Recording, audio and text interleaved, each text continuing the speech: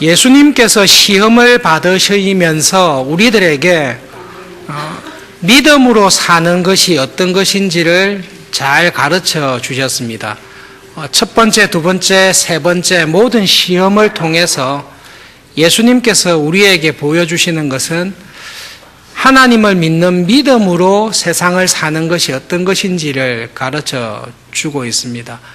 그 말씀은 믿음을 가지고 살도록 교회로 부름받았지만 정작 일이 부딪혔을 때에는 믿음으로 살지 못하고 넘어지는 경우도 종종 있다라는 것을 말씀합니다. 그래서 예수님께서 믿음으로 사는 것을 가르쳐 주시면서 신명기에 있는 모세의 말을 딱 인용을 했습니다. 예수님께서 당하신 시험이 예수님에게만 있었던 것이 아니라 하나님을 믿는 모든 믿음으로 사는 사람들에게 다 있습니다. 그리고 그 시험을 잘 이긴 사람이 있습니다. 그 사람 중에 대표적인 사람이 모세입니다. 그래서 오늘 신명기에 있는 이 사건을 통해서 믿음으로 사는 것이 무엇인지, 그리고 똑같은 광야에 있었지만 왜 이스라엘 백성들은 믿음으로 사는 일에 실패했고 모세는 믿음으로 살 수 있게 되었는지,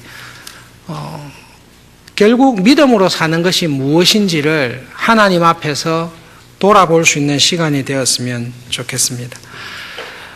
여러분, 예수님을 광야로 인도하셔서 굶주리고 궁핍하게 만드신 것은 하나님이십니다. 마귀가 데리고 간 것이 아닙니다. 하나님의 영이신 성령님께서 예수님을 인도하셔서 광야로 데리고 가셨고, 하나님이 인도하시는 곳으로 갔더니 굶주림과 배고픔과 궁핍함을 당하게 하신 것도 하나님이십니다. 그러면 하나님께서는 왜 믿음으로 사는 우리에게 때때로 이렇게 궁핍하고 어려운 가운데 인도하십니까? 하나님은 왜 우리에게 이런 시험을 허락하십니까? 하나님께서 시험하시는 것은 우리의 본 모습을 드러내기 위해서 시험하시는 것입니다. 그런데 마귀의 시험은 유혹이라고 보시면 됩니다. 마귀가 시험을 통해 유혹하는 것은 우리를 넘어뜨리게 하고 죄를 범하게 하는 것이 마귀의 시험입니다. 지금 예수님께서는 하나님의 시험을 받는 장소에 있습니다. 그런데 그 하나님의 시험을 받는 장소에 마귀가 찾아와서 예수님을 시험하며 유혹하고 있습니다. 하나님의 시험과 마귀의 시험은, 유혹은 본질적으로 다릅니다. 하나님의 본성이 마귀의 본성과 다르듯이 하나님의 시험의 본질과 마귀의 시험의 본질은 다릅니다. 쉽게 설명드리면 지금 중고등학생들, 대학생들 기말고사 기간일지 모르겠는데 시험을 치는 거하고 똑같습니다. 교수님께서 학생들에게 시험을 칩니다. 시험을 치는 목적은 같은 장소에서 같은 교수님에게 같은 수업을 들었는데 수업을 들었던 10명의 30명의 학생들의 이해도가 어떠한지, 얼마나 잘 이해하고 실력이 얼마나 있는지를 확인하기 위해서 시험을 치는 것입니다. 하나님께서 시험하는 것은 아브라함을 시험하시고 모세를 시험하시고 예수님을 시험하시는 것은 그 시험에서 넘어지게 하기 위함이 아니라 예수님의 본 마음이 어떠한지, 예수님 속에 뭐가 들었는지, 모세의 속에 뭐가 들었는지를 알기 위해서, 드러내기 위해서 시험을 하십니다. 그런데 마귀의 시험은 그 하나님이 시험하는 자리에 와서 하나님의 말씀을 어기고 타락하도록 만드는 것이 마귀의 시험입니다. 아담과 하와를 하나님께서 시험하셨습니다. 선악과 나무로 시험하셨습니다. 하나님에 대해 어떤 믿음과 마음을 가지고 있는지를 시험하셨습니다. 사탄이 들어와서 유혹하여 범죄하게 만드는 것입니다. 그래서 오늘 조금 처음에는 어려워 보이지만 그냥 들어가면 분명하게 나오니까요. 이 신명기에 기록된 사건을 통해서 하나님의 시험이 무엇이었고 그 시험을 통해 하나님께서 의도하신 것이 무엇인지를 볼 것입니다. 그리고 그 하나님의 말씀에 대해 이스라엘 백성들이 자기들의 본심을 보여줍니다. 그들의 본심과 모세의 본심을 비교하면서 믿음으로 사는 것이 무엇인지를 살펴보도록 하겠습니다. 오늘 있었던 이 사건은 신명기 1장에 있는 사건은 그 가데스 바네아에서의 사건입니다. 다 아실 거라고 믿기 때문에 간단하게 하면 모세를 통해 출애굽했습니다. 10가지 재앙과 홍해의 사건을 보여주고 출애굽해서 시내산까지 왔습니다. 며칠 걸렸죠? 우리 알기 쉽게 한 달 정도 걸렸습니다. 한 달 만에 시내산에 딱 왔습니다. 시내산에 와서 하나님께서 시내산에 임하셔서 십계명을 주시고 법궤 그리고 성막의 기구들 그리고 성막에 관련된 모든 것을 어떻게 만들어야 될지를 보여주시고 시내산 밑에서 하나님께서 만드신 대로 법궤와 모든 장막을 만드는데 걸린 시간이 1년으로 잡으시면 됩니다. 1년 걸렸습니다. 출애굽하여 한 달 만에 왔고 1년이니까 1년쯤 지나서 이제 법궤를 중심으로 성막을 중심으로 동서남북에 이스라엘 지파들이 딱 진을 쳐서 가나안 땅으로 들어가는 것입니다. 시내산을 출발해서 가나안 땅 들어가기 바로 직전 가데스 바네아라는 곳에 도착합니다. 오는데 얼마 걸리죠?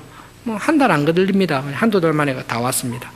그러니까 지금 이 사람들은 시내산에서 하나님을 직접 보고 하나님의 십계명을 듣고 만나와 메추라기를 먹고 홍해의 경험을 1년 전에 자기 눈앞에서 홍해가 갈라지고 이집트의 병거와 군대가 다 죽는 것을 눈으로 경험한 사람들입니다. 그리고 하나님께서 가르쳐 주신 대로 성막이 있고 성막 위에 자연현상으로 설명할 수 없는 하나님의 임재의 구름이 있어서 이 구름이 딱 먼저 가면 그 구름 따라가다가 구름이 여기서 딱 서면 거기서 정착하고 이렇게 한두 달 거쳐서 가데스 바네아에 왔습니다. 가나안 땅을 정복해야 되니까 들어가자 할 때 우리가 전쟁할 때 어떤 길로 공격을 해야 좋은지 알아보기 위해서 정탐꾼을 먼저 보냅시다. 지파에서 한 명씩 뽑아서 12명의 정탐꾼을 보냈습니다. 정탐꾼들이 와서 보고한 내용이 두 가지입니다. 한 가지는 그 땅이 정말로 좋다. 너무너무 좋다. 성경에 다른 데 보시면 얼마나 그 땅이 비옥했는고 하면 포도를 한 사람이 들고 오지 못하고 두 사람이 지고 왔다라고 표현할 정도로 땅이 비옥하다. 땅은 정말 좋다. 그 다음에 그 정탐꾼들이 보고한 내용이 오늘 읽은 본문에 나옵니다. 땅은 좋은데 우리가 들어갈 땅은 아니다. 왜냐하면 사람들이 너무 크다. 아낙 자손이 있다라고 했는데요. 이게 거인족을 이야기할 때 그렇습니다. 골리앗의 키가 성경에 나와 있는 대로 보면 2m 80 정도 되거든요. 2m 80, 3m 정도 되는데요. 어릴 때부터 전쟁에 능한 저하고 골리앗하고 싸우면 누가 이길 것 같습니까? 웃으시는 대로 잽이 안 될 것입니다. 그런 거인족들이 힘센 잘 무장된 거인족들이 지키고 있는데 성벽이 높습니다. 여리고 같은 경우는 성이 이중으로 되어 있습니다. 성벽이 이중으로 되어 있고 훈련이 잘 되어 있습니다. 철병거가 있습니다. 그래서 정탐꾼들이 한 이야기가 이겁니다. 27절에 있는 말씀인데요. 한 번만 같이 읽어보겠습니다. 1장 27절 장막 중에서 원망하여 이르기를 여호와께서 우리를 미워하심으로 아무리 족속의 손에 넘겨 멸하시려고 우리를 애굽 땅에서 인도하여 내셨도다. 사람이 믿음으로 살고 있는지 아닌지 알 수 있는 방법이 있습니다. 한번 흔들어 보면 압니다.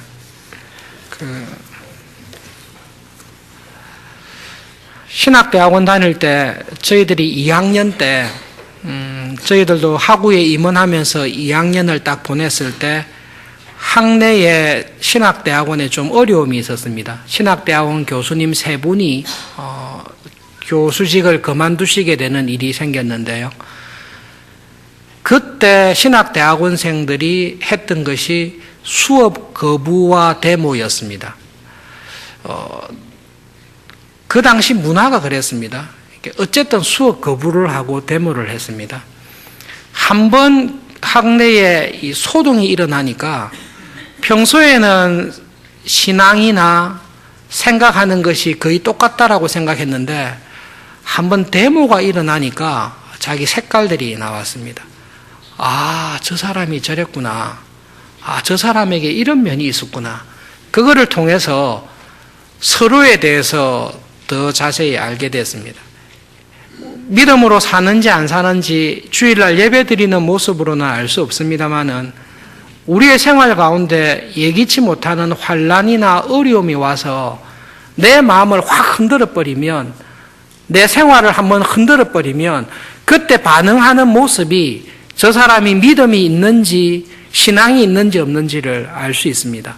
지금 하나님께서 가데스 바네아에서 이스라엘 백성들을 한번 싹 흔들어 봤습니다. 홍해의 기적도 보고 만나도 먹고 구름 기둥과 불 기둥으로 임재하시는 하나님의 임재 가운데 다 왔습니다. 이 사람들이 정말 어느 정도의 믿음이 가지고 있는가를 봤는데요. 정탐하고 와서 흔들어 보니까 자기들의 본심이 나왔습니다. 하나님에 대한 자기들의 믿음의 본래의 모습이 나왔는데 그들이 하나님에 대해 가지고 있는 본심, 숨겨져 있었지만 실제로 있었던 그들의 믿음의 실상이 나왔는데 27절에 나와 있습니다. 원망과 불평을 했습니다. 하나님이 우리를 미워하시구나 라고 원망과 불평했습니다. 그리고 하나님에 대한 자기들의 본심을 드러냈습니다. 하나님께서 이집트에서 우리를 구원하고 인도해 내신 것은 아모리 사람의 손에 우리를 죽이려고 인도해 왔다. 이것이 본심입니다. 만나를 먹고 메추라기를 먹고 하나님의 인도를 받아서 밤에도 따뜻한 불기둥이 있어서 잘 지낼 때는 믿음이 아주 좋은 것처럼 생각을 했는데요. 한번 확 흔들어 버리니까 속에 있던 본심이 그대로 드러났습니다. 하나님이 우리를 구원하신 것은 죽이려고 했구나. 이집트 사람의 손이 아니라 아모리 사람의 손에 죽이려고 했구나. 이게 그들의 믿음이었습니다. 하나님께서 그들에게 약속하신 것은 무엇이죠? 그 땅을 주겠다.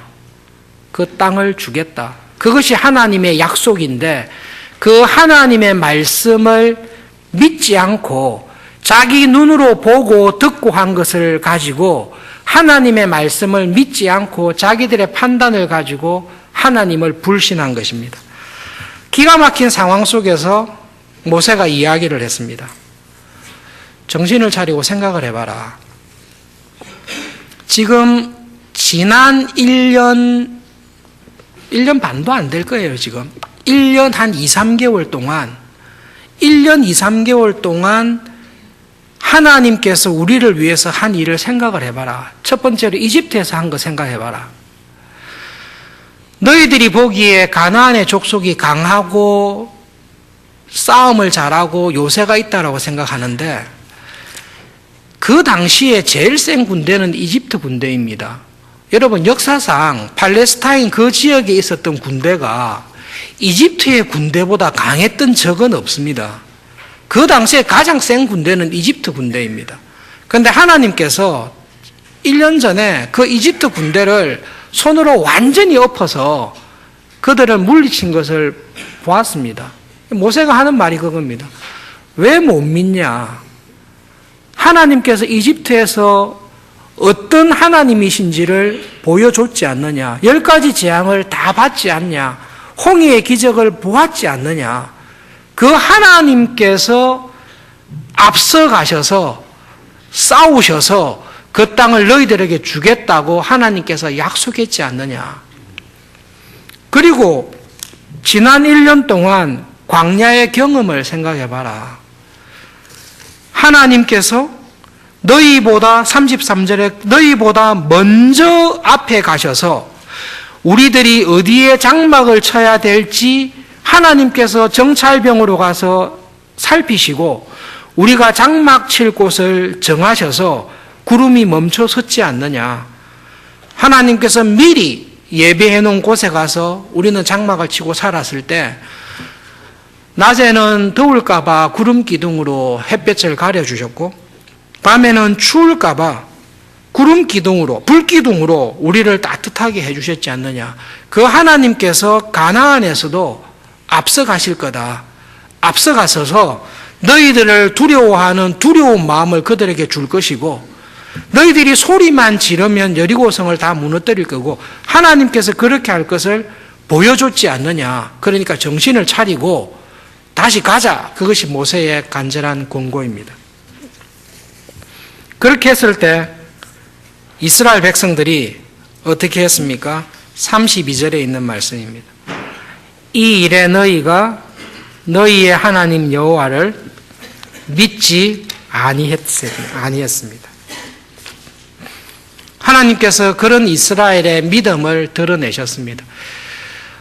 이스라엘의 믿음이 이 정도 있었는데 하나님께서 이스라엘의 믿음을 확 이렇게 낮춘 게 아니라 이스라엘의 믿음이 원래 이것밖에 없었다라는 것이 그냥 밝혀진 거예요. 시험을 해보면 내 믿음이 이 정도 있었는데 확 떨어지는 게 아니라 하나님의 시험은 저 사람이 이 정도 믿음이 있는지는 드러나지 않는데 하나님의 시험을 딱 통과하면 그 사람이 가지고 있는 믿음이 밝혀지는 것입니다. 믿음이 드러났어요. 그 믿음을 딱 보시고 하나님께서 하신 말씀이 그겁니다. 34절과 35절 함께 읽겠습니다. 여호와께서 너희의 말소리를 들으시고 노하사 맹세하여 이르시되 약한 세대 사람들 중에는 내가 그들의 조상에게 주기로 맹세한 좋은 땅을 볼 자가 하나도 없으리라. 36절의 말씀이 있는데요. 같이 읽어볼까요? 오직 여분네의 아들 갈렙은 온전히 여호와께 순종하였은즉 그는 그것을 볼 것이요 그가 밟은 땅을 내가 그와 그의 자손에게 주리라. 시험을 딱 해보시고 이스라엘의 믿음이 딱 폭로가 되었습니다. 그래서 하나님께서 하신 말씀이 너희들은 안 되겠다. 너희들은 가나안 땅에 들어갈 수가 없다. 너희들은 광야로 돌아가서 광야에서 살아라. 그리고 너희들의 후손들에게 가나안 땅을 주겠다라는 것이 하나님의 뜻입니다. 그게 하나님께서 가지고 계신 뜻입니다. 하나님께서 말씀하신 이 뜻은 좋은 뜻입니까? 나쁜 뜻입니까? 무조건 좋은 뜻입니다. 왜 좋습니까? 이야기했잖아요. 하나님과 마귀의 근본적인 차이가 있는데 하나님이 하시는 모든 것은 좋습니다. 왜냐하면 하나님이 좋으신 분이기 때문입니다. 그래서 이 하나님이 결정하신 모든 것은 무조건 좋습니다. 내가 생각하기에 좋기 때문에 하나님의 뜻이 좋은 게 아니라 하나님이시기 때문에 이분이 하신 모든 뜻은 좋습니다. 그게 믿음입니다. 하나님께서 이스라엘 백성들에게 너희들이 가나안 땅에 들어가지 마라. 너희들은 광야로 다시 돌아가라. 20살 이상의 사람들은 광야에서 다 죽을 거다.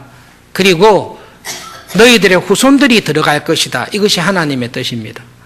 이스라엘 백성에게 좋습니까? 나쁩니까? 대답을 해야 되는데 잘 수긍이 안 되죠, 그죠? 좋은 뜻입니다. 왜 좋은 뜻입니까? 지금 이 하나님의 말씀에 걸리는 사람들이 두 부류의 사람이 있습니다. 하나는 이 광야 1세대 이스라엘입니다. 이집트에서 종살이 하다가 하나님의 놀라운 구원의 기적을 경험하고 지금 이까지 온 20살 이상의 사람들입니다. 이 사람들이 가나안 땅에 들어가서 정착하는 게 좋습니까? 나쁩니까? 하나님 입장에서는 굉장히 위험합니다. 사사기를 기억하시죠? 사사기의 내용들을 살펴볼 때에 이스라엘 백성들에게 가장 큰 위협은 구약의 교회가 세속화되는 것입니다. 사사기, 가나안 땅에 들어가서 이스라엘 백성들에게 가장 큰 위협은 자기들보다 군사적으로 강한 부족과 철병거 때문에 망하지 않습니다. 교회가 망하는 것은 외부의 적이 세상이 교회보다 더 무섭기 때문에 망하는 것이 아니라 교회가 세상을 닮아가는 세속화 때문에 교회가 망합니다. 지금 이 1세대 이스라엘은 가나안에 들어가기 전에 가나안의 사람들만 구경을 했어요. 구경을 하고 난 다음에 이미 믿음이 사라져 버렸습니다.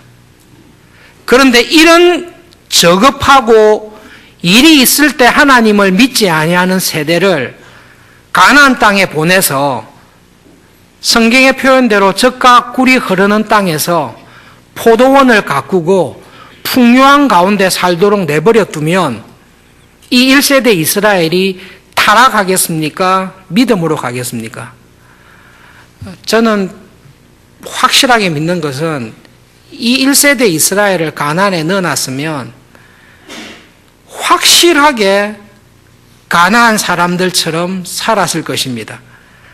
자기 후손들 생각할 필요도 없이 자기 시대에 아마 다 바뀌었을 것입니다. 광야로 들어가면요, 불편은 할 것입니다. 생활이 불편하고 힘들지만 하나님께서 먹을 것, 입을 것, 마실 것을 공급해 주시기 때문에 하나님의 백성으로 살아가는 그 은혜는 가지게 될 것입니다. 가나안에 넣어버리면요, 한순간에 이 사람들은 세상을 닮아갈 것입니다. 하나님 저에게 로또가 당첨이 되게 해주셔서 하나님 많이 바라지도 않습니다. 한 1,000억만 주십시오. 기도를 했는데요. 그 1,000억을 받아서 어디 쓰실 거예요? 1,000억 받으시면 어떻게 하세요? 교회 나오시겠어요? 교회 나오시겠어요? 1,000억 받았으면? 지금 다니는 이 힘겨운 계약직, 이 골치 아픈 직장 생활 사업 하시겠어요? 아니면 한국과 미국에 망하지 않을 은행에 넣어서 이자만 10억씩 받아서 매달 그렇게 사시겠어요? 1세대 이스라엘을 하나님께서 끌고 가서 가나안에 넣어버리면 아마 다 망할 것입니다. 가나안으로 가지 말고 광야로 돌아가라는 하나님의 뜻이 좋습니까? 나쁩니까? 믿음의 눈으로 볼 때는 정말로 지혜롭고 좋으신 뜻입니다. 2세대 이스라엘에게 광야로 가라는 게 좋습니까? 나쁩니까? 당연히 좋지요. 지금 1세대 이스라엘이 자기 아이들을 데리고 가면 사사기까지 갈 필요도 없이 자기 당대의 가나안 사람들보다 더 가나안적인 아들들로 다 만들어 놓을 것입니다. 이 사람들의 믿음이 그 정도밖에 되지 않습니다. 얼핏 보기에는 하나님의 심판처럼 보입니다. 좋은 땅을 주기로 했는데 왜 좋은 땅에 안 넣고 다시 힘들고 괴로운 광야로 우리를 돌리시나? 하나님의 심판은 하나님이 미워하시는 마음이 있는 것 같으나 가만히 들여다보면 하나님의 본심은 우리를 괴롭히는 게 아닙니다. 광야로 돌리시는 하나님의 본심은 이것들이 이렇게 믿음이 없어 너희 한번 골탕 먹어봐라. 내가 너희들을 향한 목적은 골탕 먹입니다. 그게 본심이 아닙니다. 하나님은 징계하시는 중에서도 우리를 위하시는 분이십니다. 그래서 이스라엘 백성들에게 너희들의 이런 저급한 신앙, 이런 흔들리는 믿음을 가지고 가나안에 들어가면 망하되 확실히 망하니까 불편하더라도 광야로 돌아가라. 그리고 너희들의 지금의 저급한 신앙을 볼 때 너희들은 안 되고 그 대신 너희들의 자녀에게 그 좋은 땅을 내가 선물로 주겠다. 40년 동안 광야를 지나면서 하나님의 은혜로 사는 거구나. 떡으로만 사는 게 아니라 하나님의 은혜로 사는 거구나. 하나님 앞에서 자기를 낮추고 하나님의 은혜와 도우심으로 산다는 것을 충분히 경험하게 해서 너희들의 그 사랑하는 자녀들을 위해서 그 자녀들에게 약속의 땅을 주겠다. 그것이 하나님의 뜻입니다. 그렇게 했을 때 어떻게 하죠? 그 하나님의 뜻에 믿음으로 순종합니까? 또 불순종합니까? 또 불순종하죠. 그 불순종하는 내용이 오늘 1장 후반부에 나와 있습니다. 하나님께서 1장 40절에 방향을 돌려서 홍해길을 따라서 광야로 들어가라 라고 이야기했습니다. 41절에 이스라엘 백성들이 하는 말씀이 있습니다. 41절과 42절 함께 읽어보겠습니다. 너희가 대답하여 내게 이르기를 우리가 여호와께 범죄하였사오니 우리 하나님께서 우리에게 명령하신 대로 우리가 올라가서 싸우리이다 하고 너희가 각각 무기를 가지고 경솔히 산지로 올라가려 할 때에 여호와께서 내게 이르시되 너는 그들에게 이르기를 너희는 올라가지 말라 싸우지도 말라 내가 너희 중에 있지 아니하니 너희가 대적에게 패할까 하노라 하셨습니다. 이스라엘 백성이 회개했습니다. 하나님 우리가 잘못했고 범죄하고 회개합니다. 이제 다시 우리가 회개해서 하나님께서 명령하신 대로 올라가서 싸우겠습니다. 이 말이 맞습니까? 틀립니까? 회개를 이런 식으로 하면 됩니까? 안 됩니까? 전혀 앞뒤가 안 맞는 소리를 하고 있어요. 이렇게 말해야 맞아요. 하나님, 우리가 하나님께 범죄하였습니다. 우리가 이제 회개합니다. 우리를 향한 하나님의 뜻에 순종하겠습니다. 그럼 어떻게 해야 되죠? 말씀하신 대로 광야로 돌아가겠습니다. 이게 회개예요. 그런데 이 사람들은 회개한다고 하면서 땡깡을 쓰고 있는 거예요. 하나님, 우리가 잘못했습니다. 우리가 범죄했습니다. 회개하겠습니다. 하나님께서 우리를 광야로 가라고 했지만 싫어요. 우리는 젖과 꿀이 흐르는 땅으로 다시 갈 거예요. 이게 회개예요. 이 좋은 믿음이에요. 믿음이 좋다는 것은 하나님께서 하신 그 말씀을 그대로 인정하고 믿고 따르는 것이 믿음이 좋은 것입니다. 이런 표현이 적절할지 모르겠습니다만 믿음이 좋은 것하고 신앙의 객기를 부리는 것하고는 다릅니다. 객기를 부리는 것은 하나님의 뜻이 아닌데 내 뜻이 하나님의 뜻이라고 우기고 막 밀어붙이는 것을 우리가 객기를 부린다 그렇게 표현합니다. 지금 이스라엘 백성들은 회개하여 믿음을 발휘하는 것이 아니라 회개하는 척하지만 객기를 부리고 있는 것입니다. 하나님께서 가라고 할 때 와, 하나님 도무지 우리가 싸울 성산이 없지만 가라고 하시고 순종하면 승리를 주신다고 하시니 가겠습니다. 이게 믿음입니다. 하나님께서 가지 마라 라고 이야기했으면 정말로 가고 싶지만 주께서 가지 말라 하시니 그것도 우리를 위함이신 줄을 믿고 순종하겠습니다. 이게 믿음이 좋은 것입니다. 그게 믿음으로 사는 사람의 특징입니다. 그런데 이스라엘 백성은 하나님께서 딱 흔들어 봤을 때 믿음으로 살지 않습니다. 믿음으로 살기에 신앙이 너무 저급하고 믿음으로 살기에는 믿음의 성숙함이 없습니다. 그러면 어떻게 해야 되죠? 이 믿음이 먼저 견고하게 자라도록 훈련을 해야 됩니다.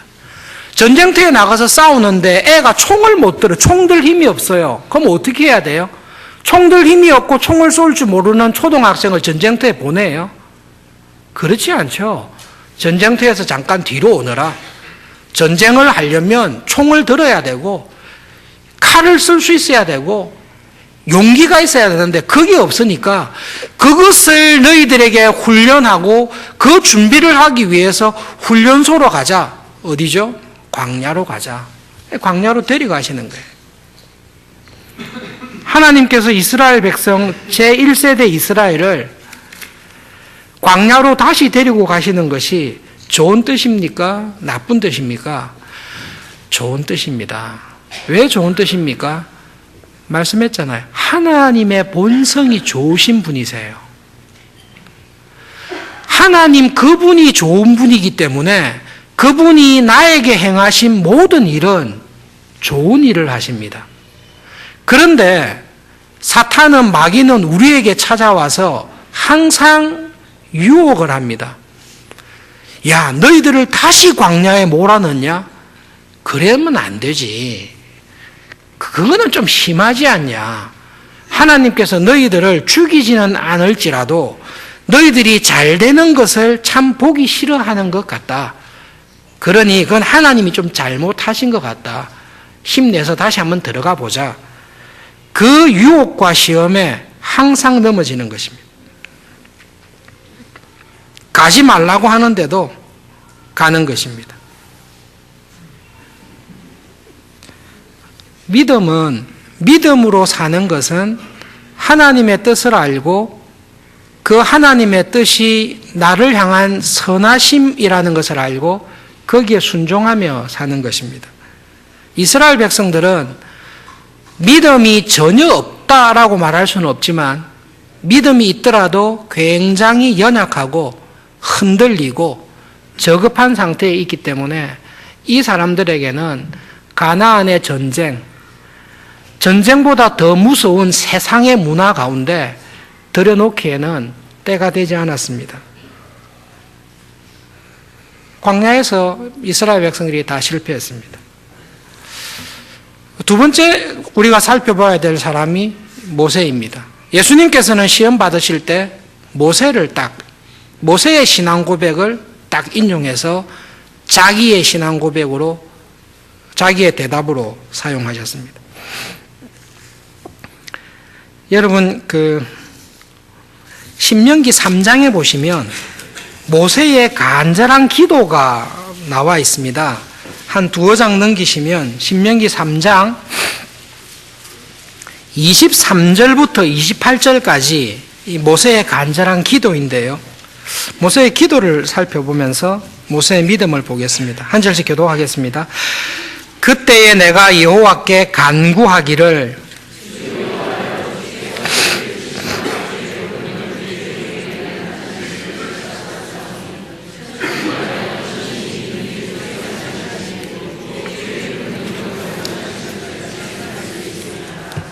구하옵나니 나를 건너가게 하사 요단 저쪽에 있는 아름다운 땅, 아름다운 산과 레바논을 보게 하옵소서 하되,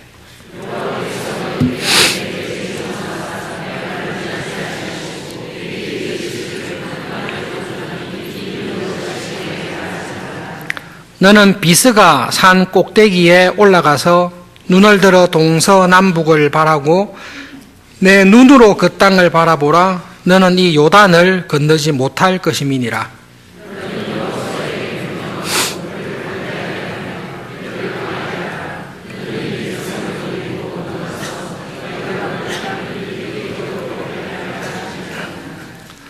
여러분, 두 장밖에 차이가 안 나지만 지금 모세가 이 기도를 하고 있을 때는 가데스 바니아의 사건하고 굉장히 먼 시간입니다.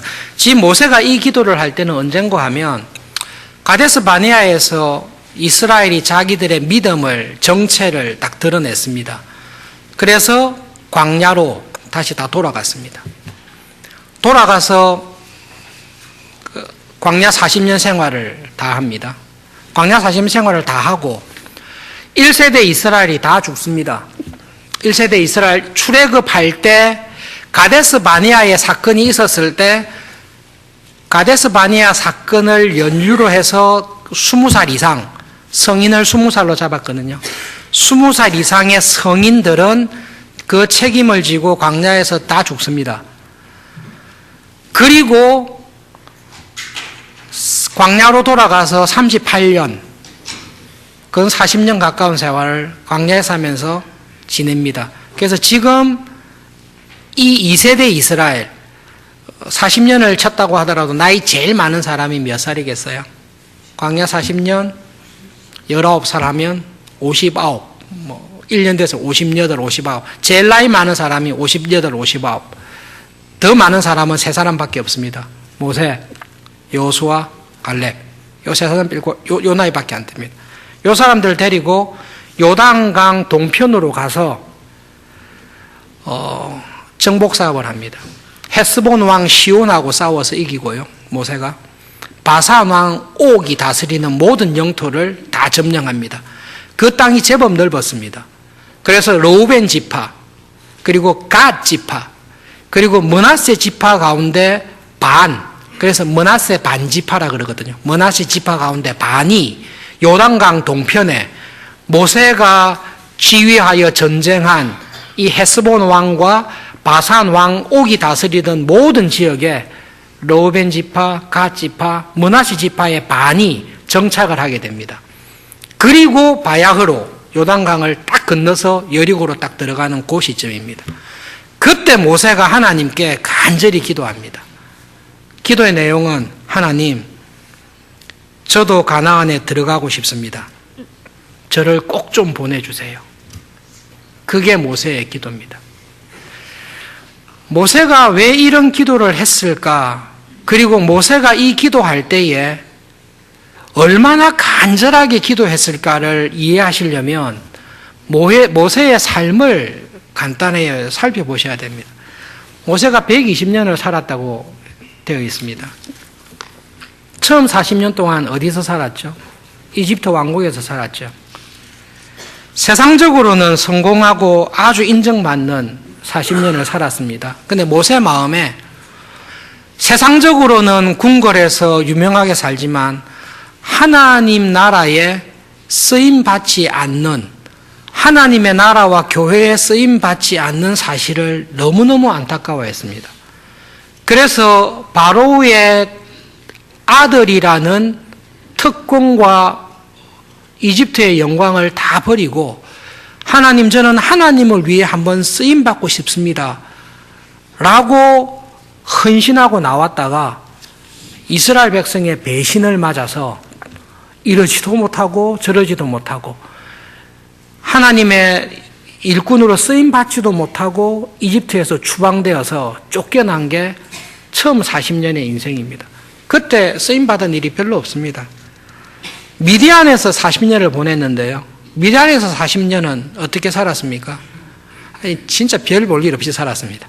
세상적으로 봐도 별 볼 일 없는 인간이었고 하나님께서도 전혀 쓴 일이 없습니다. 진짜 염소똥, 양똥 치우면서 염소나 양 쫓아다니면서 써주시지도 않고 알아주는 사람도 없고 그냥 진짜 별 볼 일 없이 무의미하게 하늘의 별만 보다가 살았습니다. 그렇게 80년이 지났습니다. 80이 지나서 하나님께서 오셔서 하나님 나라의 일꾼으로 모세를 불러주셨는데요. 이스라엘의 지도자로 모세가 몇 년을 살았습니까? 40년을 살았습니다. 근데 여러분 그 40년을 가만히 들여다보십시오. 하나님의 부르심을 받아서 바로에게 가서 10가지 기적을 하나님께서 행하시는 걸 보여주고 홍해를 건너고 기가 막힌 일을 했죠. 시내산에서 하나님의 율법을 다 받고 그리고 성막을 만들고 이스라엘 백성을 이끌고 가데스 바니아까지 코압까지 왔습니다. 몇 년간 사역했죠. 한 1년 2, 3개월 했을 거예요. 그러다가 가데스 바니아 사건이 벌어졌거든요. 1년 2, 3개월 동안 쓰임받고 38년, 39년 동안 뭐 했죠? 또 사막에서 텐트 치고 살았습니다. 한 일이 없어요. 모세가 자기를 봐도 아마 한심무상했을 것입니다. 내 인생 120년 동안 하나님의 나라와 교회를 위해 쓰임받은 시간을 돌아보니 처음 40년은 이집트 왕궁에서 허송하고 나머지 40년은 미디안 광야에서 허송하고 나머지 40년은 주께서 쓰시는가 싶었더니 38년은 광야에서 텐트 치다가 일 끝나고 겨우 쓰임받았던 것은 1년 3개월이죠. 모세가 하도 기가 막히니까 아마 간절히 기도했을 겁니다. 하나님, 이제 진짜 싸움이 있는데요. 저도 꼭 좀 넣어주세요. 이렇게 기도하면서 성경에는 기록이 없지만 모세가 아마 이유를 많이 댔을 거예요. 하나님, 인간적으로 생각해 보십시다. 120년 살았는데 이게 뭡니까? 제가 이게 뭡니까? 그리고 하나님, 저 아직 힘이 많이 있습니다. 모세가 죽을 때 기력이 쇠하지 않고 시력도 좋고 지금 방금 헤스본과 바산왕 옥을 싸워서 이긴 전쟁에서의 능한 모습도 보여줬는데 하나님, 저를 꼭 좀 보내주십시오. 제가 여호수아보다 갈렙보다 믿음이 떨어집니까? 중노도가 떨어집니까? 저는 꼭 한번 보고 싶습니다. 그게 신명기 3장에 있는 모세의 마지막 간절한 기도입니다. 하나님께서 뭐라고 대답하셨죠? 26절에 그만 되었다. 그냥 네가 한 일로 족하다. 2번 다시 기도하지 마라. 그게 하나님의 대답입니다. 내 말을 듣지 아니하시고 내게 이르시기를 그만해도 족하다. 이 일로 다시 내게 말하지 마라. 그것이 하나님의 말씀입니다. 이 말씀을 듣고 모세가 좋았겠습니까? 슬펐겠습니까? 모세의 마음이 기뻤겠습니까? 쓰라렸겠습니까? 쓰라렸음이 분명합니다. 그것을 모세가 어떻게 나타내고 있죠? 26절의 초반부에 이렇게 하고 있습니다. 26절 함께 읽어볼까요? 여호와께서 너희 때문에 내게 진노하사 내 말을 듣지 아니하시고, 여기까지. 누구 때문에 안 들어줬다고요? 너것들 때문에. 너희들 때문에 하나님이 내 말을 안 들어주셨다. 모세의 마음이 굉장히 쓰라렸음을 알고 있습니다. 모세가 하나님의 이 뜻에 순종합니까? 순종하지 않습니까? 순종합니다. 왜 순종합니까? 자기를 향하신 하나님의 분명한 뜻이기 때문에 그렇습니다. 나를 향하신 하나님의 뜻이 이거구나. 하나님께서 모세에게 하라고 하신 게 뭐죠? 정 보고 싶으면 저 산 꼭대기에 올라가서 한번 싹 봐라. 그리고 너는 내한테 오너라. 그것이 하나님께서 모세에게 주신 하나님의 뜻입니다. 하나님께서 모세를 별 볼 일 없이 썼습니까? 여호수아는 폼나잖아요. 여호수아는 굉장히 폼나죠. 하는 전쟁마다 이기고 이런 전쟁 영웅이 없습니다. 근데 모세는 한 일이 뭐죠? 모세는 인생의 3분의 1을 그냥 사막에서 텐트 치다가 다 끝나요. 근데 여러분, 하나님께서 구약에서 쓰신 인물들 가운데 가장 유명한 인물이 누구죠? 모세입니다.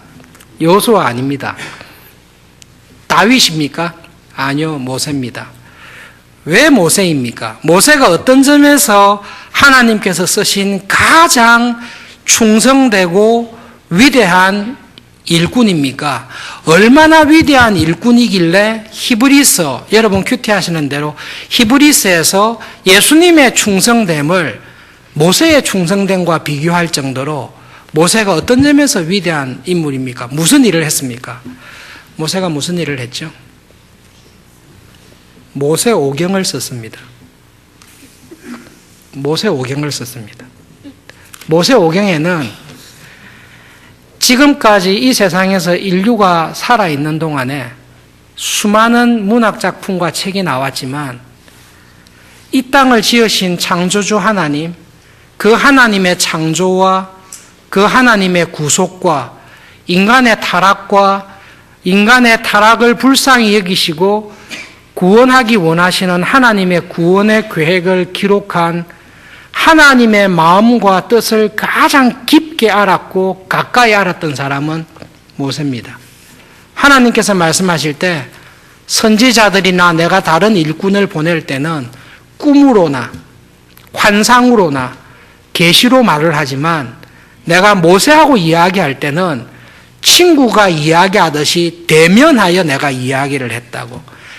하나님과 가장 깊은 친밀하고 하나님의 마음을 계시하심을 가장 분명하게 알고 그 계시의 깊은 뜻을 온전하게 알게 되는 자리에 들어가서 쓰임받는 사람은 모세입니다. 그 하나님과 가장 깊은 교제의 자리에 두시기 위해서, 그 자리로 인도하기 위해서 모세를 어디에 둬야 되죠? 전쟁터에 둬야 돼요? 광야에 둬야 돼요? 광야에 두셔야 돼요. 전쟁터에서는 생각할 시간이 없어요. 하나님 앞에 조용히 들어가 묵상하고 이렇게 할 시간이 없어요. 일어나면 전쟁 준비해야 되고, 일어나면 싸울 준비해야 되고 바빠요. 그런데 광야에서는요, 할 일이 없어요. 할 일이 없어요. 뭐만 하죠? 하나님만 생각하죠. 하나님께서 모세를 그렇게 쓰셨습니다. 그리고 하나님께서 됐다. 네가 할 일을 다 했다. 내가 너를 통해 계획하고 원했던 일이 그거였고 네가 그 일을 다 했으니까 족하다. 싸우는 일은 여호수아에게 맡기고 너는 내게로 오너라.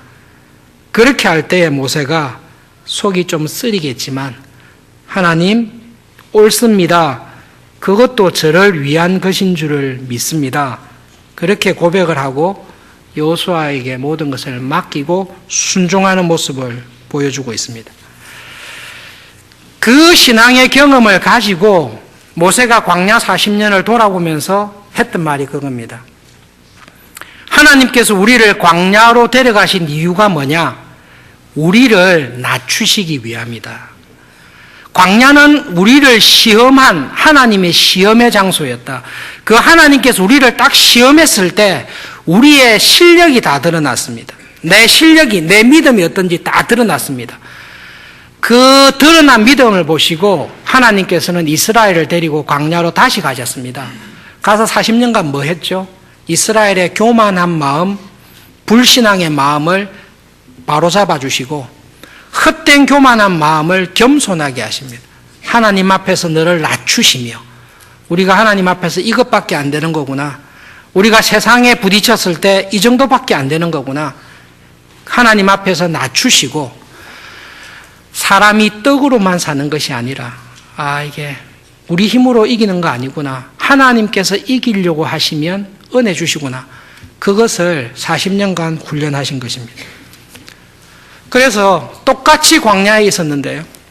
한 사람은 광야에 두신 하나님의 은혜와 선하심을 믿고 믿음으로 순종하여 하나님께 인정받는 믿음의 길을 걷고, 다른 사람은 똑같은 광야에 있었는데 그 자리가 하나님의 선하심을 의심하고 자기의 욕심과 자기가 원하는 것을 추구하며 살다가 그냥 광야에서 비참하게 의미 없이 쓰러지고 마는 것으로 끝이 납니다. 그러나 하나님께서 신자를 광야로 데리고 가시고 하나님께서 이 세상 살아가는 우리에게 시험을 주시는 것은 우리를 괴롭게 하심이 아니라 우리를 위해서 하시는 것입니다. 그게 죽기 전에 마지막 설교하면서 모세가 하나님의 선하심과 하나님의 인도하심을 믿는 신자가 살아가야 될 것이라고 2세대 이스라엘에게, 너희들은 그렇게 하지 마라. 너희 아버지가 하는 모습을 봤지 않냐? 너희 할아버지들이 하는 모습을 봤지 않냐? 그래서 너희 조상들이 어떻게 되는 것을 두 눈으로 직접 보았지 않느냐? 너희들이 하나님이 약속하신 가나안 땅에 들어가면 무슨 일이 있어도 하나님이 말씀하신 뜻에 순종하며 믿음으로 살아라. 그게 모세의 절규와 같은 신명기의 설교입니다. 그 신앙의 고백을 예수님이 딱 가지고 있어요. 마귀가 와서 유혹한 거예요. 야, 메시아가 공생의 사역하는데 이렇게 궁핍하고 굶주리면 되냐? 하나님께서 잘못하신 거 아니냐? 그냥 간단하게 떡 만들어서 먹자. 예수님께서 하신 말씀이, 하나님께서 나를 굶주리게 하시면 그것도 하나님의 선하신 뜻이 있다. 메시아로 왔는데 이런 대접 받아도 되냐? 된다. 메시아가 해야 될 일이 이 땅에서 성공하고 유명하고 행복한 것이 아니라 메시아가 할 일이 뭐죠? 우리의 모든 죄를 자기가 다 담당하고 죄에 대해 하나님께서 지옥에 심판하실 그 하나님의 진노와 심판을 자기가 다 짊어지고 십자가에서 죽는 것이 하나님께서 메시아에게 원하시는 사역이고 뜻이에요. 그 하나님의 사역과 뜻을 하기 위해서 부름받았는데 이 정도 굶주리고 궁핍한 것은 아무 문제가 아니죠. 이게 메시아의 뜻이다. 이게 하나님의 아들에게 하나님께서 주시는 뜻인데 그것은 우리를 괴롭히는 게 아니라 우리를 위함이다. 그래서 예수님께서 시험에서 이기시는 것입니다. 말씀을 정리하겠습니다. 5분 안에 마치도록 하겠습니다. 예수님께서 시험 당하신 것을 통해 우리에게 가르쳐 주시는 것은 믿음으로 사는 것이 어떤 것인지를 가르쳐 주십니다. 믿음으로 사는 삶은 무엇입니까? 나를 향하신 하나님의 뜻을 알고 그 뜻에 순종하며 충성되게 사는 것이 믿음으로 사는 삶입니다. 내 뜻을 하나님의 뜻이라고 우기면서 사는 것, 그건 믿음 아닙니다. 내 욕심을 따라서 사는 것, 그건 믿음으로 사는 것이 아닙니다. 이번에 학력고사 발표가 있었습니다. 내가 사업을 하고 있습니다. 내가 중요한 일을 하고 있습니다. 하나님, 저의 사업을 크게 번창해 주셔서 우리나라에서 가장 성공하는 기업이 되게 해 주십시오. 하나님, 이번 시험 성적이 좋게 나와서 우리나라에서 가장 유명한 대학에 가게 해 주십시오. 나를 향하신 하나님의 뜻이면 그렇게 기도하시면 됩니다.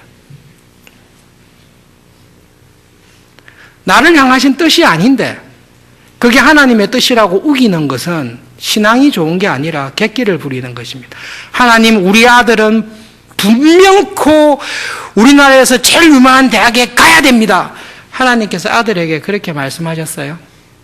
그러면 그렇게 기도하셔야 됩니다. 우리 아들을 봤는데 우리나라에서 가장 좋은 대학에 갈 만한 형편과 달란트와 그게 안 돼요. 그런데 하나님 보내주실 줄을 믿습니다. 이거는 신앙이 좋은 게 아니라 정신을 못 차리시는 거예요.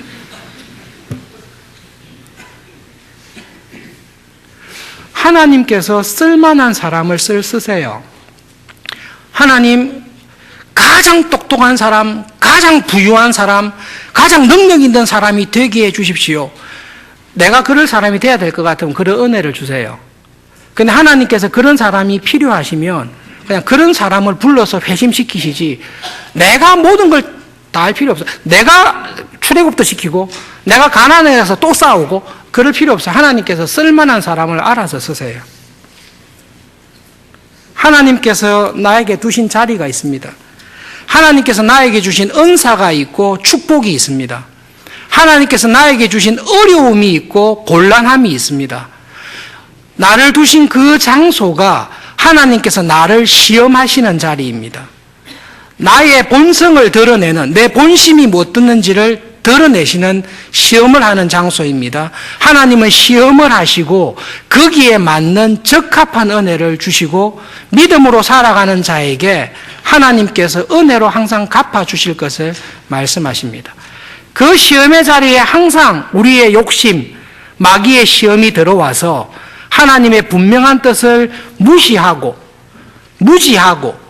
내 욕심과 내가 원하는 것을 가지고 살도록 유혹하는 그 시험에서 이기시기를 바랍니다. 안식년을 주신 은혜에 감사하여 2기 사역을 시작하면서 서울중앙교회가 어떤 교회가 되기를 원합니까? 목회자들은 교회를 섬기면서 정말 어떤 교회가 되기를 원하는지 이거는 평생 고민이거든요. 우리 교회가 어떤 일에 힘쓰기를 원합니까? 우리 교회가 어떤 사역에, 어떤 사업에, 무슨 일을 하는 교회가 되기를 원합니까?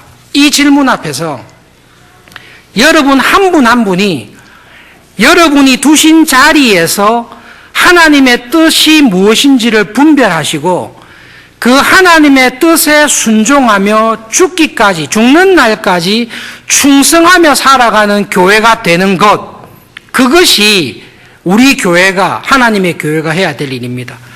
그러면 목사님, 우리 교회는 어떤 사업을 해야 될까요?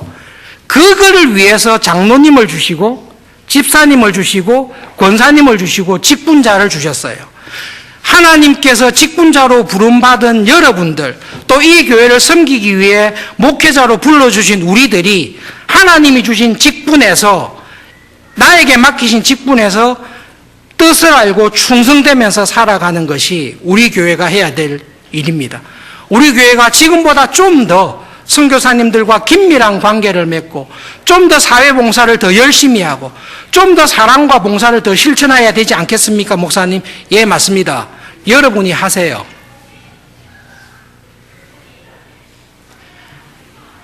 여러분이 하세요. 제가 가로막지 않습니다. 하세요. 근데 저에게 무엇 할지를 가르쳐 주세요 라고 물으시면 말씀과 기도에 전념하세요. 그러면 가르쳐 주세요. 가르쳐 주세요. 그 교회가 하나님께서 말씀을 통해 말씀하신 직분이 있는 직분자를 통해 일하시는 교회입니다. 그러기 위해서 직분 맡으신 무거운 짐을 지고 계신 장로님, 집사님, 권사님을 위해서 기도해 주시고 내가 선배 장로님, 집사님, 권사님의 뒤를 이어 기꺼이 그 짐을 질리라, 그런 결심을 가지고 믿음 안에서 광야와 같은 곳에서 잘 훈련받고 성숙해서 하나님이 기뻐하시는 교회가 될 수 있기를 바랍니다. 말씀을 기억하면서 기도하겠습니다. 두 가지 기도 제목인데요. 첫 번째로는 하나님, 저를 두신 자리에서 나를 향하신 하나님의 뜻을 알게 해 주십시오. 나에게 주신 은혜와 축복이 이유가 무엇인지, 나에게 주신 어려움과 환난의 이유가 무엇인지 알게 해 주시고 그 하나님의 뜻에 순종하며 살게 해 주십시오. 두 번째로, 하나님, 우리 서울중앙교회를 축복해 주십시오.